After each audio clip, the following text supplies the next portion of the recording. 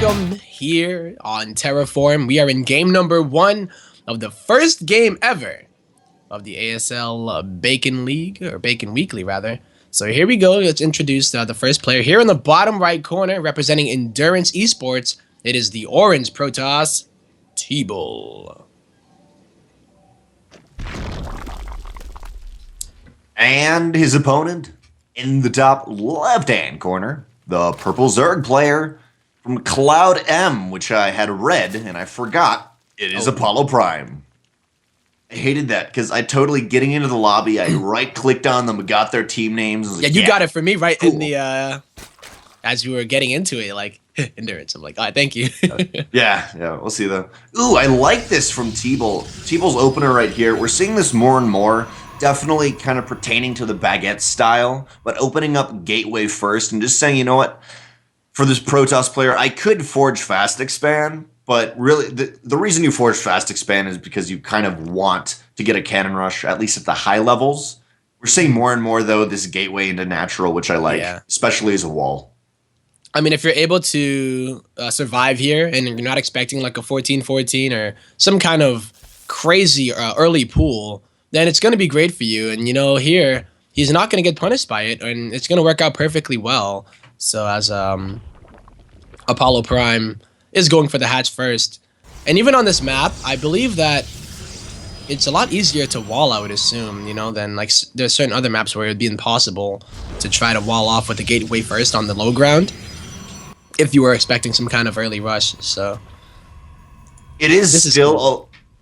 Yeah, it is cool. It is still a little bit hard on this one. I like the pylon, though, and because the first Overlord of ApolloPrime went for the third base, he does not know if it's a Forge Fast Expand. Beautiful from Teebul. And what's really also cool, just period, with Forge Fast Expands and with Legacy of the Void, is you can commit like an early pylon over there and just like maybe let it finish. You don't need to let it finish, but it's still worrisome in Legacy of the Void because of the Mothership core. So there's so many little mind games. You can be like, haha, you don't know if I'm going to be the dick today. You just don't know.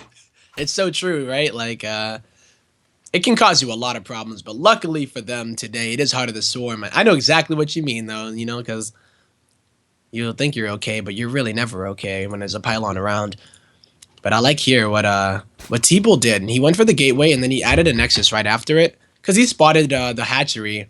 And the fact that he even put the pylon there to make ApolloPrime lose mining time, and then goes for a Nexus first of his own, means that he's going to be in a great economic position going here into this kind of early/mid game. Because it was a hatch first, he did pull those drones. Could have been some lings, but either way, definitely did get that little bit of economic damage done early. We see from Teebul opening up with that Stargate. I like it. It's a little bit different if you are going for that baguette style. Obviously, you're not seeing that quite yet. That is, though, kind of the best opener, at least PvZ at the moment. Just really hard for Zerg to just dead counter. It's not just like, cool, I can make this unit and counter it when it's attacking. It's more up to the micro in those situations, and you may be able to attest to that tempo, as you mentioned before. Tough. It's really tough, especially if you let the third go up uncontested. You really have to try and to delay the third, any mining from that third as fast as possible, and delay it if you're able to do it. But we'll see here what Teebul's doing, because he actually dropped down a Stargate, and there's going to be an Oracle on the way, and I don't think ApolloPrime has any idea. His Overlords aren't really in a good position to scout the Stargate. You know, you got one over the natural, but he doesn't have one anywhere near the main. And look at how much time it's going to ever take an Overlord, even if it was on the left side, to get over to that Stargate. So this is going to be really good here, and it might get a lot of drone kills to start things out.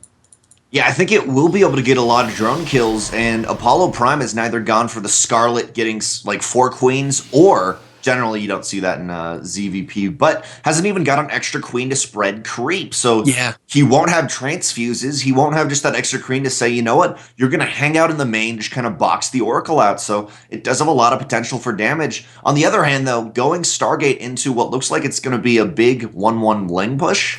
Layer coming down, maybe Roaches, we'll see. A little bit dicey. Yeah. I really like this, though. This is possibly trying to counter that early expanding style of the Protoss by getting the 1-1 upgrades. Because, oh man, yeah, here goes the Oracle already getting 8 kills, by the way. Wow. It's gonna get out of there. Easy peasy. Gets on out of there 16. Yeah, easy peasy, man. And this is the issue. You don't have the one extra queen, so you got to pull back to inject. If he had the one extra queen, he may have been able to kill that one or at least push it off. But now a second Oracle, 8 kills first time. Why not throw in a second Oracle? Yep. Really good there. The third is really, well, I wouldn't say late, but in most cases, if you're looking at a gateway into a Nexus, then yeah, it would be. But it is a little bit late because you can already see that the third base of Teebul is going up. I'm wondering if he's going to just use it for larva, though, because he's adding a Baneling Nest, a building you don't often see in this matchup. And with 1-1 Lings, I don't think that Teebul is going to expect that on the ground. Maybe it's that situation going against a... oh, actually, let's pick up even more kills. I love the double Oracle, by the way, just because you're like, click, die, click, die. And it helps you defend your expansion, too. Especially against Lings, right? Like, Oracles, I don't think they really care if you got +1 armor on your Lings, right? They're just going to still tear through them. So he has to realize that that's going to happen, though. Yeah, you can do some really kind of cool stuff early game with Oracles as Protoss, and I always wanted to see them used as that just early game AoE damage, whether it be in PvZ or PvT. For now, though, they're actually going to go in for some more kills. Beautiful Revelation does spot like 10 Overlords right there. ApolloPrime's like, please don't make Phoenixes. Please don't make Phoenixes out of this build. And now, Lings are actually, at least 2 Lings, going to scout the third base of Teebul. And what I was going to say just with Banelings is, he may be able to go for a massive Baneling all in into the natural, but it may just be that situation where I don't want to have to micro all my Roaches and Hydras versus your composition. I'm just going to A-move, and it's going to be up to you to screw up your micro for me to win. This is a really, I would say, hard-dropping situation here for ApolloPrime. He loses so many of his drones, and then he's going to go for some kind of 1-1 attack. But then he sees that the Nexus is already there at the third. So there's quite a few sentries, and you're going to see probably really soon why you don't usually see Banelings in this matchup. Because look at all these sentries here at a Teebul. With the Photon Overcharge and some good force fields, I don't believe that these Lings and Bane should be able to do too much. But we'll see at Draenok as it does head out. Will it go to the third, or is it going to go right to the natural, as you know, said?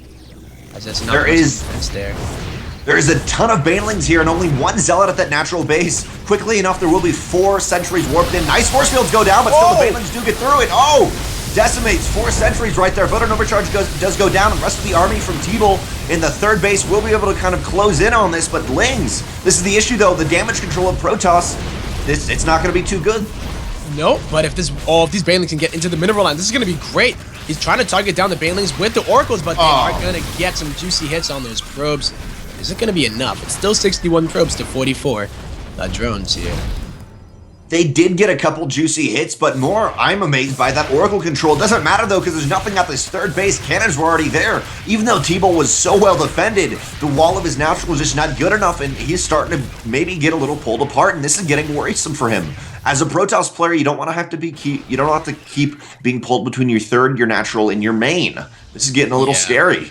Yeah, it's mainly, though, the fact that he was able to stabilize. He lost the cybernetics core, so he wasn't able to warp in any more sentries, yeah.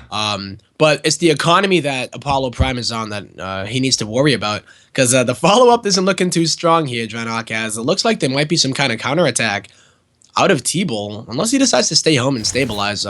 There's no proxy pylon on the other side of the map, so he can't just warp in.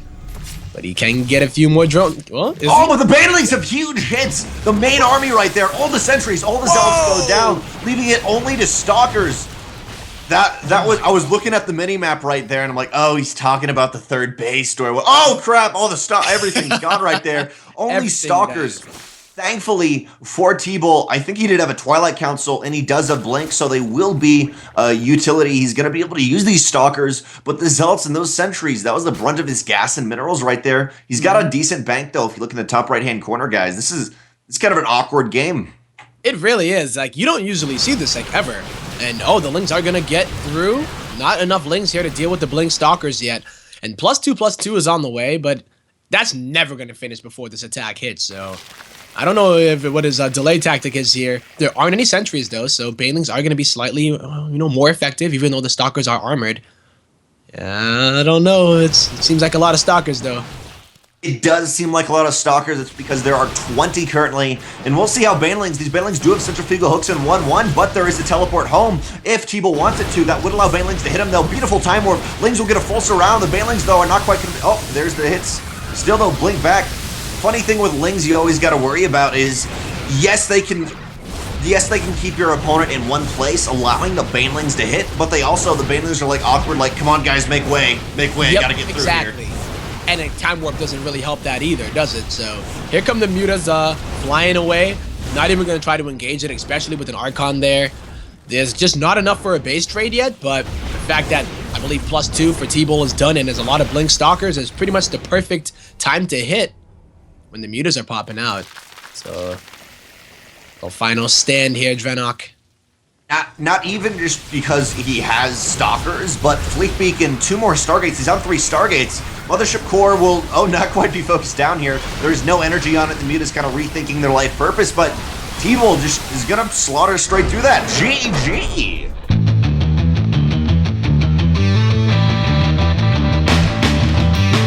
Alrighty, ladies and gentlemen, welcome to Moonlight Madness. This is the ASL Bacon Weekly. I'm Tempo, joined by Drenok. And these two players are joining us here. First of which, in the bottom left, I don't know what the Cloud stands for, but Cloud Cosmic Militia. There we go. He is ApolloPrime. And I believe Teebul is from UK, so he's probably a Grandmaster player just playing here today. Definitely. Guy in the top right-hand corner is Tempo mentioned. It is Teebul from Endurance Esports. All of a sudden, Tim Tebow's like, yeah, I actually play StarCraft. Hey, I'm switching to a new sport, guys. It's pretty cool. Explain a lot of things. Teebul opening up again with the gateway, and the funny thing about this whole situation here is, yes, ApolloPrime eventually saw the natural and saw that wall, but did it really register to him there was no forge? Because it was pretty late in the game, and he saw the third and cannons go up. We'll see, though, what happens. Yeah. Same game so far, at least. So far, and a very similar kind of wall-off for the natural here on Moonlight Madness. The only difference, of course, being the rocks on the other side. There are 2 sets of rocks that you can utilize, and if you're going to do that kind of Link style, oh, goodness. Okay, if you're going to try to do that Link style, then maybe you can get something done with it. But so far, so good here for Teebul. Looking like he's saving up for his Nexus, going for the Gateway, grabbing the Nexus, and another economic-focused game so far. Teebul just being very careful about his scouting. He did do that Nexus first he's got to be worried about. Yet, ApolloPrime is doing exactly what we saw in Game 1. And the funny thing with Zerg is, unless you're going for the most crazy, specific build, it's kind of like, yeah, it works as normal. You do this thing, and that's what I love about playing Zerg in any expansion. It's just fun because it's like I can do my early game build and then just decide what I want to do. I don't have to be Protoss, but crap, I kind of got to make a decision here, man. I can just be like, yeah, let's do stuff. Oh, yeah, no, I know exactly what you mean, being a lot more reactionary. And you saw that in the chat, I think it was ApolloPrime saying, oh my god, my hotkeys. And that could be because who knows if they're from a different region originally. And I know that Teebul at least is. So if you don't set up your hotkeys, then I don't know.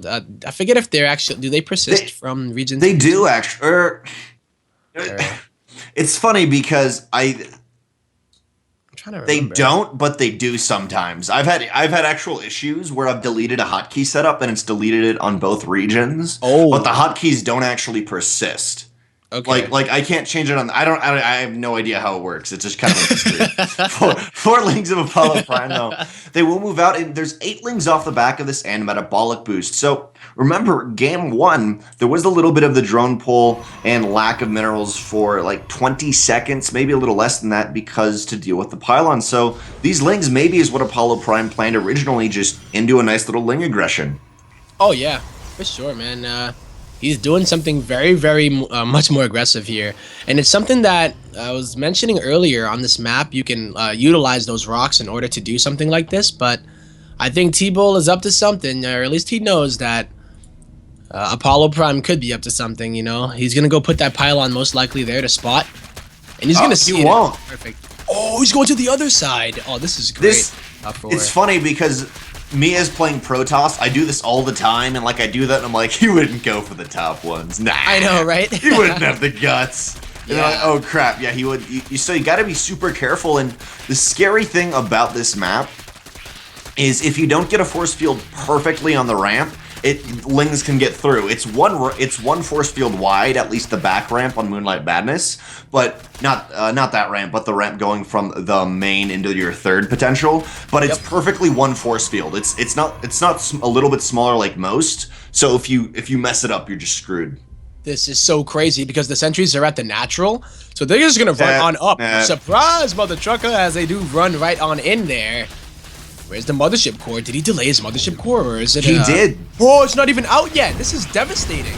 He delayed it for an Immortal, maybe expecting some sort of crazy roach push, but that doesn't matter. Mothership core will get out in the main, which is beautiful. But he's down to a base, and Lings coming at the natural also, by the way, are being annoying. But that was getting out 3 sentries in Immortal. That is 300 gas, or actually like 400-ish gas. That's the mothership core delay right there. I love the wall though. That was really clutched by Teebul.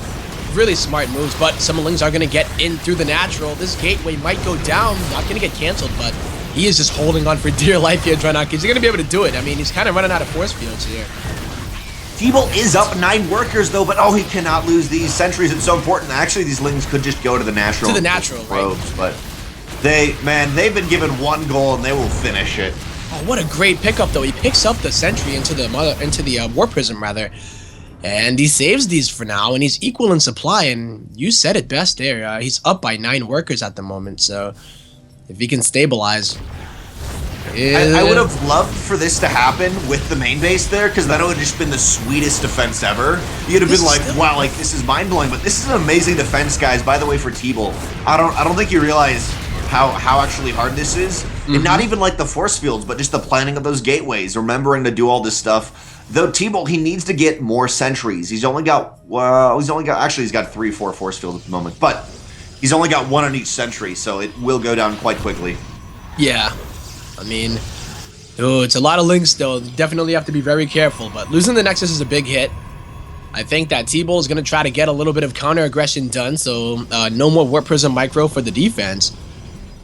But, you know, it's like, it's such a, you said it, like, it is not easy to do that, by the way, you know. Like, as a Protoss player myself, I'm like, I would have died right there. I would have been like, GG, let's get game 3, I guess, 1-1. Yeah, man. But now ApolloPrime said, I wasn't able to win the game, but was able to delay the economy here of his opponent Teebul, and he's gonna run back with all of his Lings, as he does decide to try to defend against any kind of potential aggression out of Teebul, who's a little starving for the money, so he can't warp in too many units, but it's kind of just like getting the pressure off his back.